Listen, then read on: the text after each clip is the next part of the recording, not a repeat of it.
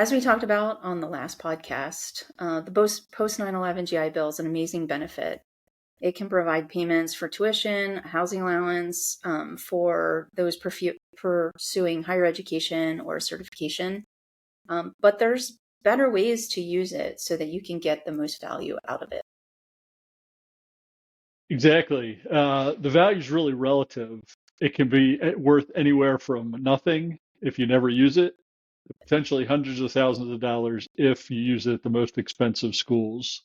So today we're going to talk about some of those things that you can do to make sure you are maximizing the value of this great benefit and some of the mistakes that you want to avoid when you're using the GI Bill. Welcome to Operation Retirement Readiness, where Amy and Mike, two certified financial planners, talk about how military members can prepare for transition and how veterans can prepare for ultimate retirement. This podcast represents the views of the hosts and any guest. It is for informational purposes only and should not be considered tax, financial, or legal advice. All information is regarded to be from reliable sources. The hosts are not responsible for any losses, damages, or liabilities that may arise from the use of this podcast. This podcast is not intended to replace professional advice. So, Mike, I know that you wrote a whole blog post about the mistakes to avoid when splitting the GI Bill, and we're using that as a basis of this episode. So we'll link those show notes. And how about you go ahead and kick us off? Yeah, it was called Mistakes to Avoid When Using the GI Bill, and it primarily centers around when families have multiple people that are trying to use the GI Bill. They're splitting it in some way, either a member, spouse, or multiple kids. And that's when you really see the, errors, if you will, come in to play. If you only got one child, or if you're going to use it and you don't have any children, there's still some things to consider, but there are less ways to kind of optimize usage of it. So the first thing we want to talk about is, what is your goal? Most people are trying to get the pay the least amount of money for an education, and that's really how you get the best value from the GI Bill. Many factors, really, the way that colleges price schools. Different schools have different models of how they will charge you, even though the sticker price says one thing. So there are a lot of things, moving parts within the GI Bill to consider. It makes a lot more sense to dive into this and really understand it before you just split the GI Bill, 50-50 or a third if you have 3 kids or people that are going to use it. So, Amy, what have I missed? Yeah, I mean, I think that's a good overview, the point that you made in terms of depends on what your goal is for education. We're sort of operating under the assumption that most people's goal is to pay as little as possible for education, whether you have one child or several children, or you're splitting it with a child for your spouse or yourself. So, that makes a lot of sense in terms of the overview that you gave and the complexity of, paying for college. Just the idea of paying for college and everything that goes into the college cost calculations is very complex all by itself. It's a little bit beyond the scope of this podcast to get into the complexity of the costs of college. But we can get into some considerations that you should reflect on before you go forward in using the GI Bill for one child or several children. And maybe, that can all be distilled by giving you an example. So let's say for the cost of attendance, if you've got your GI Bill, let's say the cost of a school's attendance or the sticker price is $65,000 a year. And that includes room, board, tuition, fees, all of that. If you'd only pay $25,000 because of merit or need-based aid, then that would be the value of the GI Bill. So you basically have the ability to manage what you'd potentially pay because of different income situations or different, merit scholarship situations. This is where GI Bill planning can come in. Now, this is in contrast to how a lot of people sort of approach it. The most common approach is splitting it evenly. So if you've got 2 kids, the full 36 months of benefit then you give each of them 18 months, which would cover roughly 2 years. The other 2 years you just have to figure out. So Mike, I think this brings us sort of to the first error that people make when using the GI Bill. Yeah, so the first one I like to tell people about is, maybe it's using it instead of for the kids, is using it for them or their spouse, if that could significantly raise their earning potential. So, say the cost of sending your kid to school is $35,000 per year without the GI Bill for, a total of $140,000. I mean, which is still a crazy amount of money over the full 4 years. But if you or your spouse is able to increase annual income by, say, $25,000 per year, with a degree or an advanced degree, and then work 15 more years, that would be almost $375,000 in earnings that you'd have. So even if you had to take loans to finance your son or daughter education while you were going to school and using the GI Bill, over the long haul, you're probably going to make out better by increasing your earnings potential. I think that's a really good point. And I think it's hard for people to consider that. I think a lot of people are so focused on getting their kids through school, they may put their own education or ability to increase their earnings kind of on the back burner. Yeah, that's definitely true. So Amy, what's mistake number two? So number two is not understanding how the student aid index, or basically what you'll be expected to pay out of pocket, could change as your income changes. So the biggest factor on whether you'll qualify for financial aid is the parent's income for the child, right? If your income is going to increase significantly in the future, then it might make sense to wait to use the GI Bill. So as an example, let's say that there's an E7 with two kids. There's a senior in high school and a seventh grader. There's a spouse who is not currently working outside the home, which often happens for service members on active duty.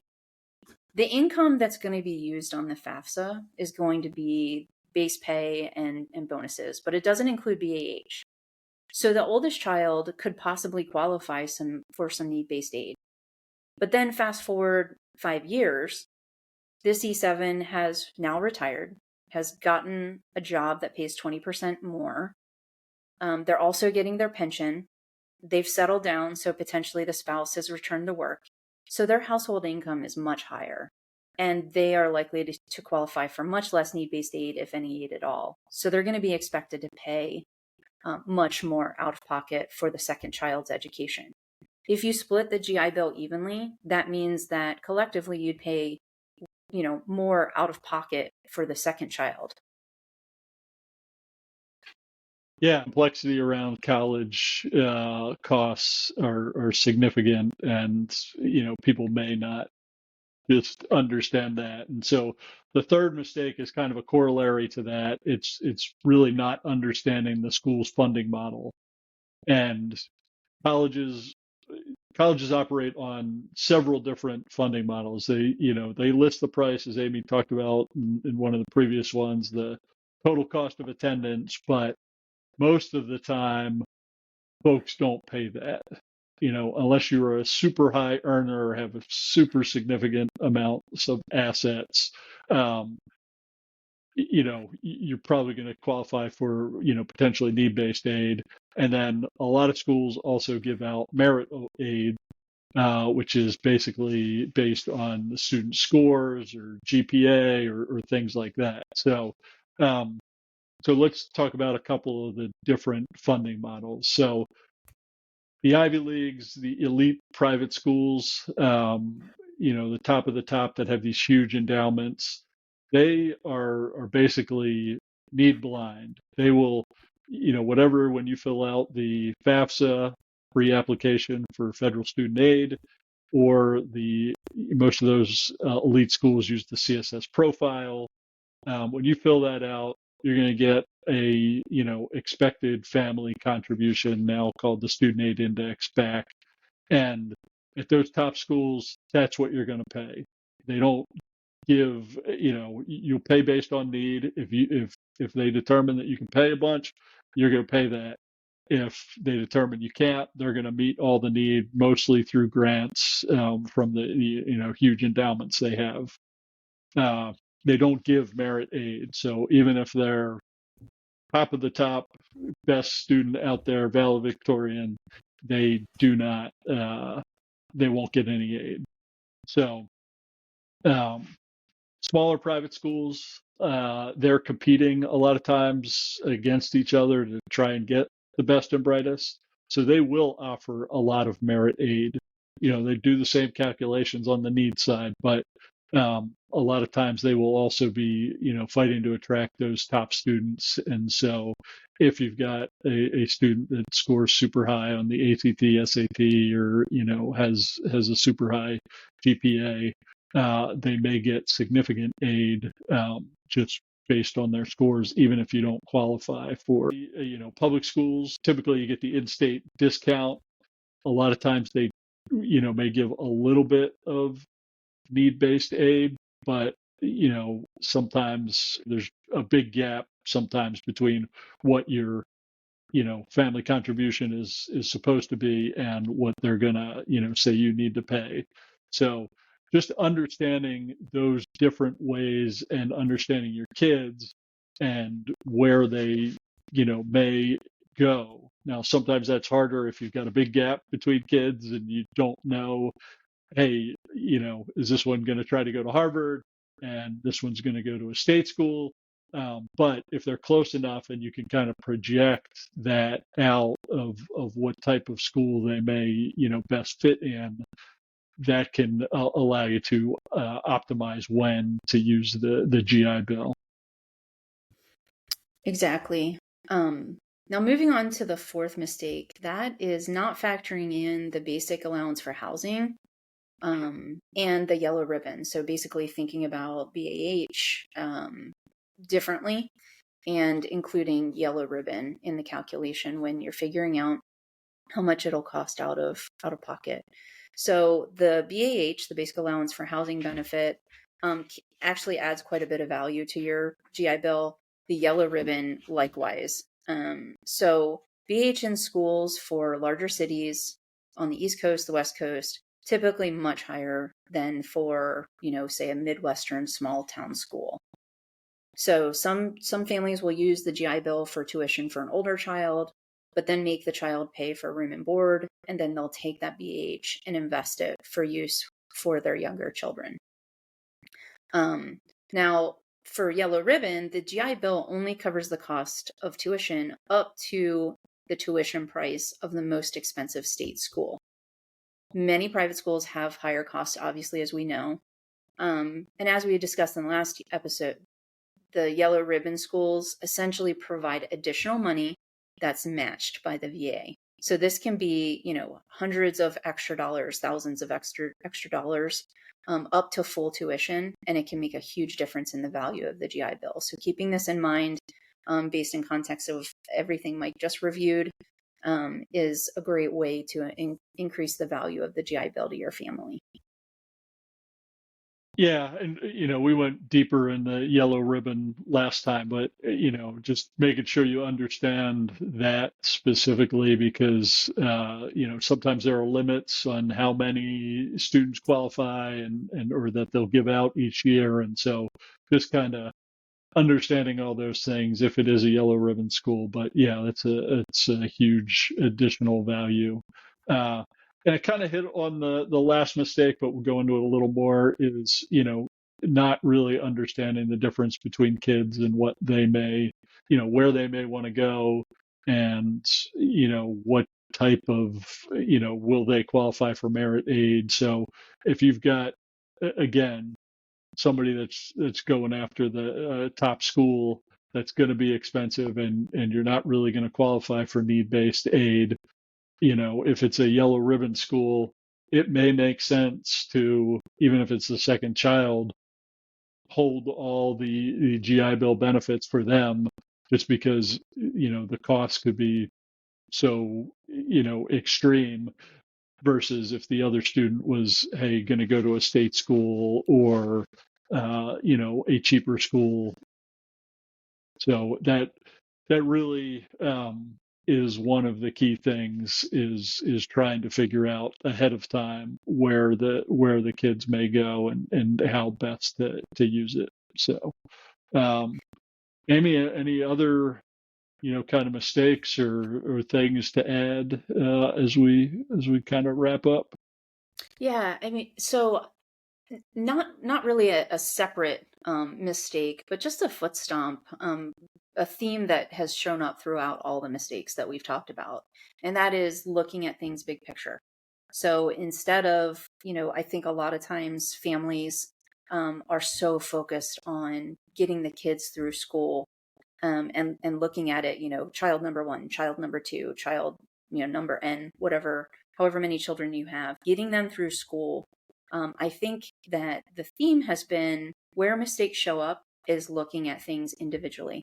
So looking at an individual child's education and how to fund that individual child's education, rather than looking at the education desires, opportunities that are across the whole family, across a longer period of time, how the income situation is going to change and how that's going to change the cost of education, where kids want to go to school. So basically, the key takeaway is looking at the use of the GI Bill more globally than I think people do. So not a new mistake, but really just a theme that shows up in all the mistakes. So as you're considering how to use your GI Bill, I just encourage you to think a little bit more.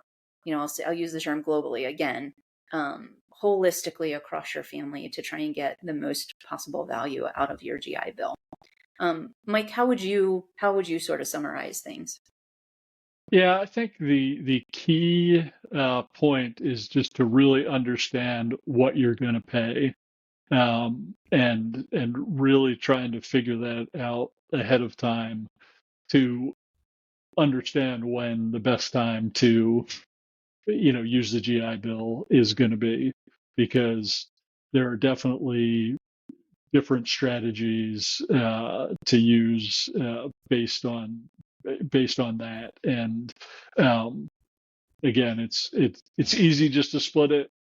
It makes it simple, but you could be leaving a significant amount of money on the table by just doing that, and not taking some of these things into account. Exactly.